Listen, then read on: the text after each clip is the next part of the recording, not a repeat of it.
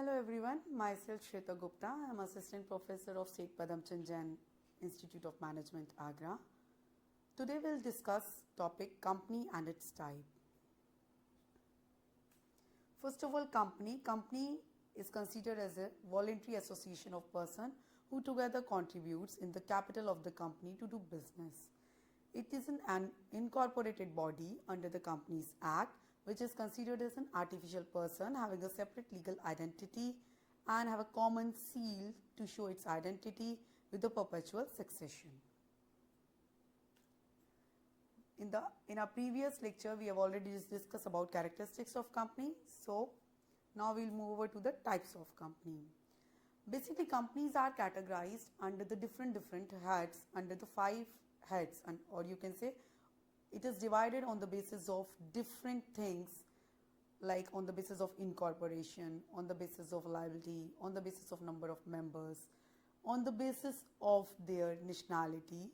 So here we divided the companies like that, and we'll discuss it one by one. First of all, on the basis of incorporation. On the basis of incorporation, there are generally 3 kinds of company: chartered company, statutory company, or registered company. First of all, I would like to tell you, a company cannot be fall into many categories. If we divided it on the different bases, so on the basis of incorporation, like we said, either it is going to be a chartered company, or it is going to be a statutory company, or it will be a registered company. It cannot be fall under 2 categories. So first of all, to identify it, we have to look clearly under which basis we are actually looking to the company. So on the basis of that, we can categorize our company. So here the first one is a chartered company. Actually, chartered company is also considered as royal company. These companies are not actually formed up in India. They are formed up in England, like the East India Company or the Bank of England. Okay, incorporated companies are the chartered companies, and they are having a special royal charter, and they are actually formed up by the king or queen or head of the state. That's why they are considered as chartered company or royal company. They did not follow any rule of the Companies Act. Okay. Under the next, statutory companies, these companies are established by special act of the parliament to state legislature. They are formed up for the country benefit, for the economic growth, for the nation improvement.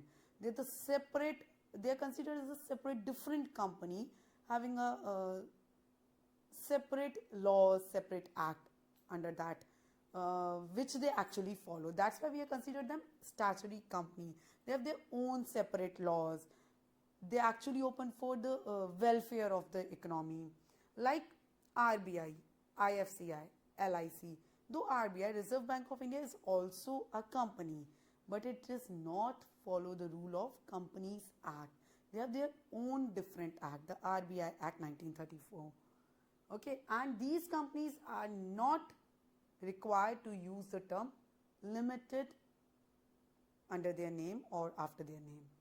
The third category here is the registered company. Registered company are the company which are incorporated under the Companies Act 2013. It is Companies Act 1956 because the previous act was passed in 1956. So we consider Companies Act 1956 or any other company law, or the company's latest act, that is Companies Act 2013, like Infosys, Wipro, Reliance, any of the company.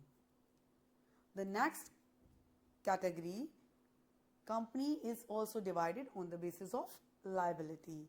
And under the liability, we have 2 categories. Either it will be limited company or it will be unlimited company.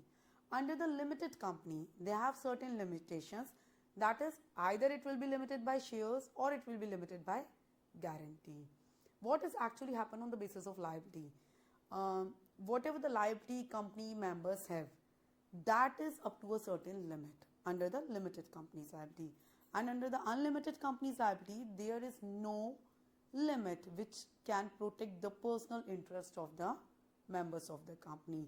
Under the unlimited category, They have to pay the liabilities of the company whenever the company is going to wind up, or whatever situation occur in which the company have to pay off the debt to the market. Under the unlimited company, members have to sell off their personal assets to clear all the debts of the company, because they are coming, or they are falling under the category of unlimited liability. But if they choose for the limited liability, that is considered as limited company. So there are two categories: limited by share, limited by guarantee. Limited by share actually represent whatever the value of share a member is having, and out of that value of share, whatever the unpaid value is left, up to that limit only they are coming under this category. So as a member, if I am a member of a company and I choose for limited myself by the shares, so whatever the amount unpaid left, that only I have to pay off to clear the debts of the company or during the time of winding up, and beyond that I am not bound to pay any amount. In case of limited by guarantee, it is actually a certain amount which is already fixed during the time of the registration of the company, or during the time as a member I entered into the company.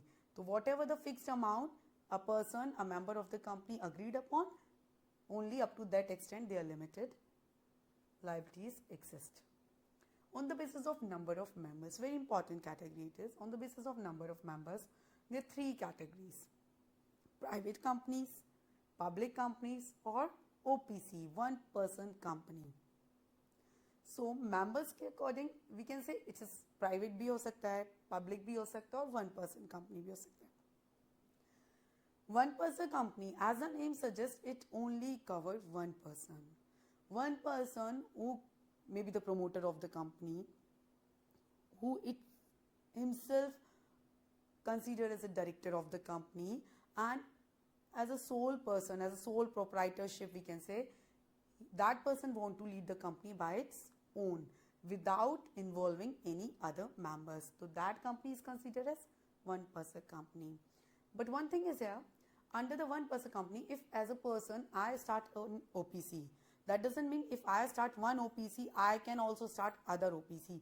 A person can himself register under the directorship of OPC of any single company, not in many companies. Like I created many companies being OPC company, and I am the owner of this company, I am the director of that company, and I am the director of other company. No, it cannot be done legally.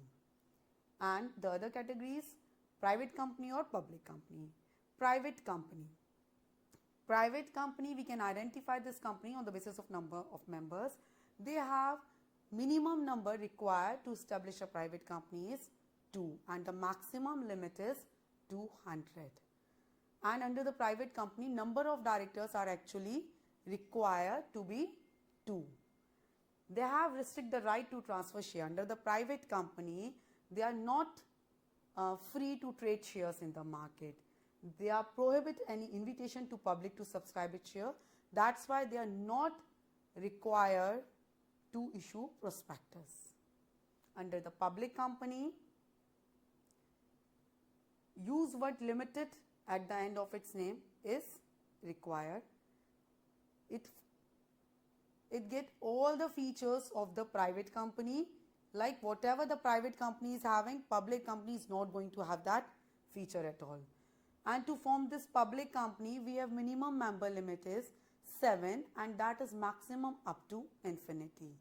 And in case of, as we talk about number of directors which is required in case of public company, that minimum requirement is 3. While in case of private company, number of directors only 2 is required, and in case of public company, 3 directors are required. And in case of OPC company, 1 person is going to direct the company.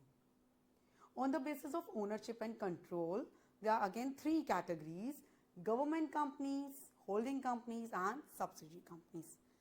Government companies are the public companies, we can say. Government own not less than 51% of the share capital. If a company is considered as government company, that means maximum share of the company is actually held by the government. Government should not own less than 51% of the share capital. And that government can be any central government, state government, or they both come together to register a government company. Other categories: holding company. Like A and B, two companies are here. A company hold the other company under it. So A is considered here as a holding company. A is holding the other company, that means A is having more share in the company, owns more than 50% of the nominal value of equity share capital of other company. Example, Tata Group. Holding companies, Tata Group, they hold more than 50% of the share of the company and having the different companies under it, but the prime controlling is under the Tata Group because it's having more than 50% of share. So that will consider as holding company. Subsidiary company, as I took the example, A hold the other company. So if A is holding or controlling the other company, having the more share in the company with the equity capital, subsidiary company is that company which is in the place of B, whose more share or maximum shares are held by the holding company. So that B company is considered as subsidiary company, controlled by a holding company and having less than 50% value of equity capital, like Reebok, Audi, etc. On the basis of nationality, there are two categories of company. Either it will be domestic company or it will be foreign company. Domestic companies are Indian company that govern under the Companies Act of India, that is Companies Act 2013. Company that is incorporated, or we can say registered in our country, like Reliance Industry, Infosys, etc.